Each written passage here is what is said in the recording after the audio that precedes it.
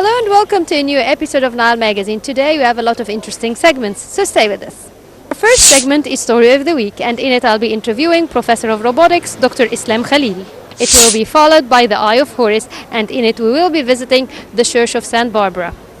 As for the science page, in it we'll be heading to the National Research Center to learn more about its researches. Finally, in the Culture Review, we will be attending the Puppet Theatre's concert of Kulthum.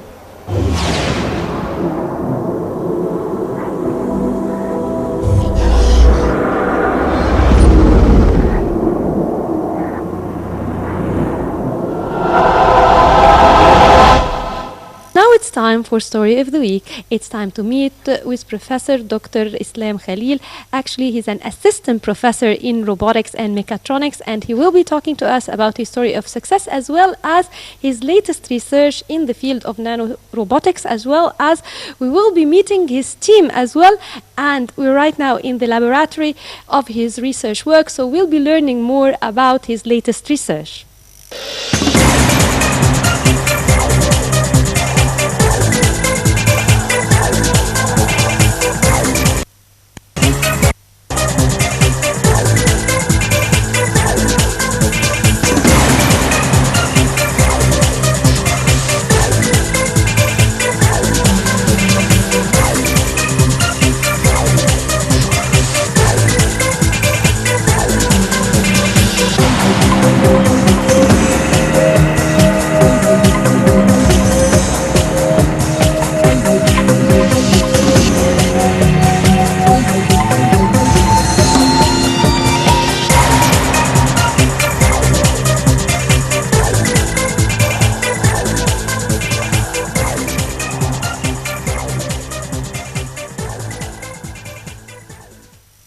Now it's time to meet with Assistant Professor Dr. Islam Khalil, Professor of Robotics. Well, Professor Islam, welcome with us.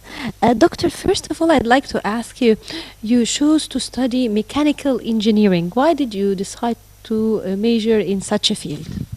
Well, first, it's fun. In mechanical engineering and in robotics, you build things and you see them moving, and there is a lot of fun there. So basically I love what I do, and in our country mechanical engineering has got great potential. So you design something, you fabricate it, you realize that design, and then you see your design doing something useful. That's why I like that topic. Yeah. Now, what's the difference between robotics and mechatronics? There must be a difference. Well, robotics is partially part of mechatronics is robotics. Mechatronics is a very general term. Too many things fall under mechatronics. One of them is robotics. But when you say what's robotics, it's mechanical engineering. Actually, it's control engineering, it's electronics, it's computer science, and all of these things are covered by mechatronics engineering. So mechatronics is more general than robotics. Now, your master's degree was in mechatronics. What was the theme of it? Well, in my master's degree and also in my PhD, the focus of my study was on microsystems, micro manipulations, and that's why I actually took the path of microrobotics even after my PhD.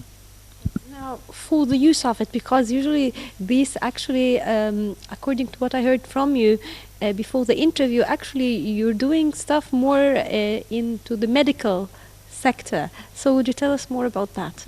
Yeah, of course. Rasha, you know, the thing is applications of microrobotic systems are diverse, and it would be fair to say that the applications are not yet conceived. How is this? We could say that I have a tiny robot. It could be used for, let's say, too many biomedical applications. Let's say we would like to target cancer cells. That's what we do, and that's what we're going to show you in a bit when we take a tour in our lab. We have cancer cells, and these cancer cells, the type of cancer cell we deal with, has an average diameter of 20 microns. So if you want, let's say, to design a robot and fabricate a robot and give that robot intelligence, and that robot will distinguish between diseased and healthy cells, and the cells that small, 20 microns, well, this is a challenge. So what we do here is we say one of the applications of microbiota systems is target therapy, where you have diseased cells like cancer cells, and you would like to distinguish between these cells and the healthy ones and go all the way with the help of the control to target these cells. One of the applications. But you can also say, how about manufacturing if you're thinking of fabrication at nanoscale? Well, if you think of the current, let's say, technology now, cell phones, transistors, all of these electronics, everything must get smaller. And if you want to make more efficient devices, you will have to fabricate things at nanoscale. And of course, at some time, you will actually use these micro-robots. Start talking about your most recent research, which is actually a major breakthrough in science. I'd like first to talk about yourself, continue talking about you and your scholarships. Now, you acquired 2 scholarships, one for your master's degree and another for your PhD degree. And actually, they were from international foreign universities and scholarships. So would you talk to us about your scholarships, please? I was lucky enough because I finished my mechanical engineering degree at Helwan University, and I was offered a scholarship called Erasmus Mundus Scholarship, and actually it's a collaboration between Helwan University and some other countries, and I was lucky enough to get this opportunity. So I traveled and I earned my PhD and master's degree from Europe. And I worked on the topic of micro manipulation and microsystems. And after that, I traveled to the Netherlands, where I worked at University of Twente for 2 years. And my focus also was on nanotechnology and microrobotics. And now I'm at the German University in Cairo, where we started that research in the field of micro and nanorobotics. And of course, I can't wait to show you what we have here at the German University in Cairo in our lab. Doctor, between 2011 and 2013, you stayed in the Netherlands. You were, as you mentioned, you were at the university there. Now, would you tell us about technology and scientific research there? And to what extent is Egypt? Are we at the same level? Are we behind? What can we benefit from such scholarships or even such exchange between universities? That's a very interesting question, because Netherlands is one of the very, very interesting examples for Egypt. The economy of Netherlands is based on technology, where you will be surprised when you learn that they don't have too many factories. They don't focus on fabrication. They don't focus on let's say heavy industry, because this is a very small country. But they focus on design. They focus on adding value by thinking, by their excellent education system. And of course, I'm hoping that my country, Egypt, actually follow this model, because in the Netherlands, as I mentioned, they add value to everything. They focus on the design rather than focusing on the fabrication, because every square meter count there, because it's a small country. So what's they gonna do? They have to make the best out of their country. So that's why they focus on innovation, they focus on nanotechnology, they focus on design, software, and that's how they add value to everything. So this is also one of the things that I would love to see my country following that path, where we have to focus on heavy industry, of course, but we have to think of what's going to add value to things. And these things could be, now it's different. Countries with great wealth, and it's not necessary to achieve, let's say, advancement. But if your people are educated, if your people are, let's say, providing solutions, and if they are thinking out of the box, this is how actually you can add value, and you build a lot of startup companies to things. Well, that's quite interesting. Now, I'd like also to ask about your awards, because you were awarded several awards. One of them, I'd like to start by the first, which was in 2009 for a paperwork you did for the International Federation. I think it's for the automatic control. Would you talk to us about, first of all, your paper, and how did you manage to participate in such, is it a competition or research work, and the feedback about it, please? Well, in our usually in research, we send our research to conferences and journals, and these peer-reviewed conferences or journals. Sometimes some of the conferences they give awards to best application paper award or best paper award. So back in 2009, I was lucky enough to receive the best paper award.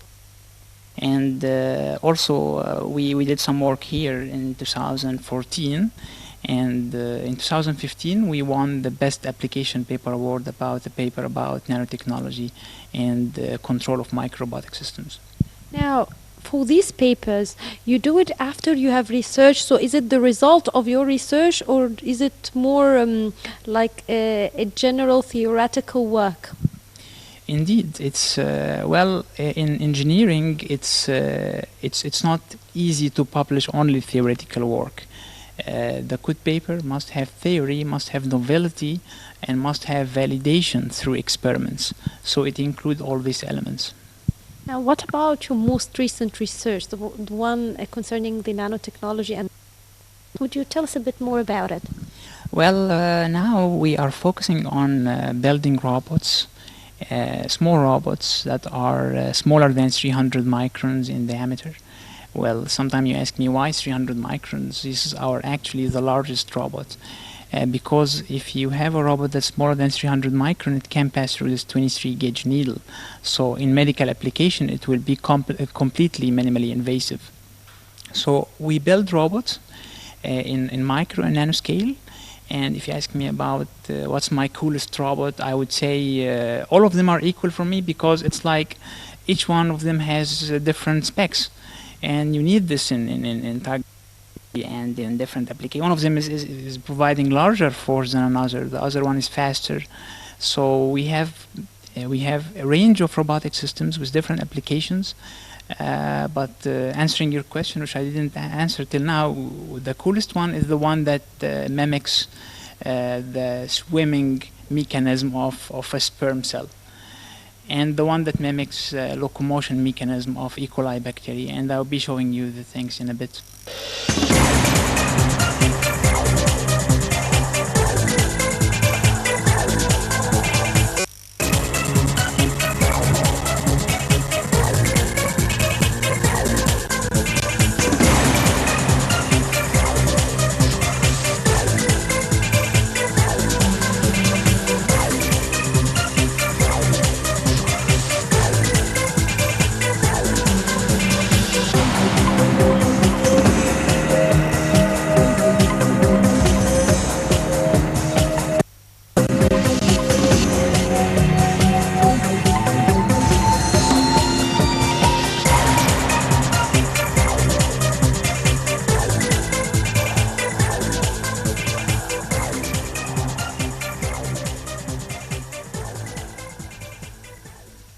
Assistant Professor of Robotics and Mechatronics, Dr. Islam Khalil. Unfortunately, the time of this segment is up, but we're still going to continue talking about yourself, your story of success, and also meeting your team and knowing more about your latest research. Thank you very much for this interview. My pleasure. Thank you. Thanks.